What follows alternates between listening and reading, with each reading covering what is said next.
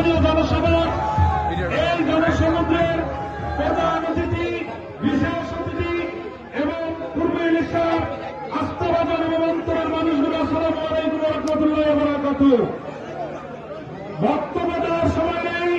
আজকের বাংলার আকাশের দিকে তাকাইলে বোঝা যায় সারা বাংলাদেশে একজোটে এক ন্যায়তন্ত্র ধানের প্রতীক বিজয় হবে ইনশাআল্লাহ 12 তারিখে।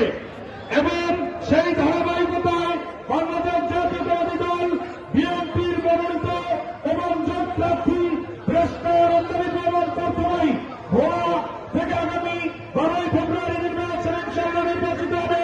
ভোলার মুখ্য আকাশে দেখা যাচ্ছে।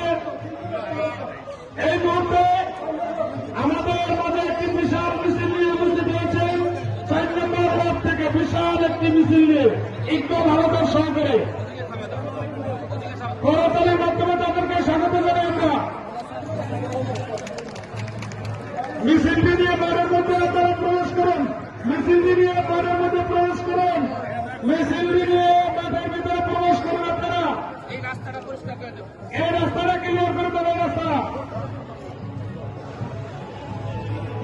আজকে দেখা যাচ্ছে ইনশাআল্লাহ গরুর গাড়ির বিজয়, ভ্রষ্টার আন্তরিক এবং পক্ষের বিজয়।